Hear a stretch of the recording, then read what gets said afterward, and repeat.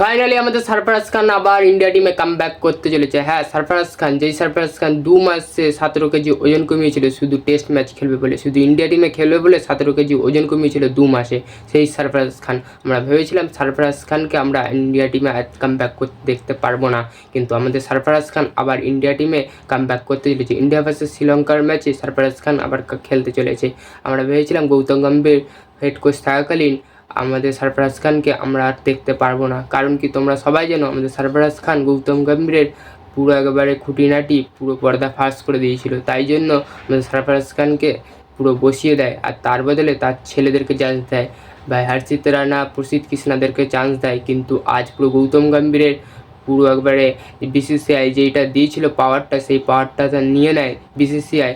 আবার সেই সব প্লেয়ার কামব্যাক করতে চলেছে। আমাদের ভুবনেশ্বর কুমার, মোহাম্মদ সিরাজ সব কামব্যাক করছে। আমাদের এদিকে আকিব নবী, তারপরে আমাদের এদিকে সরফরাজ খান সব কামব্যাক করছে। ভাই আমরা সব দেখতে পাবো 15 তারিখ ইন্ডিয়া ভার্সেস শ্রীলঙ্কার ম্যাচে আমাদের সরফরাজ খানকে, আমাদের আকিব নবীকে। যেই আকিব নবী আমাদের ডোমেস্টিকে দুর্দান্ত বোলিং করছিল, তার বদলে কাকে চান্স দেয়? ভাই গুন্নুর ব্রাকে, যার কোনো ট্যালেন্টই নেই, আকিব নবীকে বসিয়ে দিয়ে আমাদের গুন্নুর ব্রাকে চান্স দেয়। ভাই আমরা আকিব নবীকেও দেখতে পাবো, সরফরাজ খানকেও দেখতে পাবো টেস্ট ম্যাচে।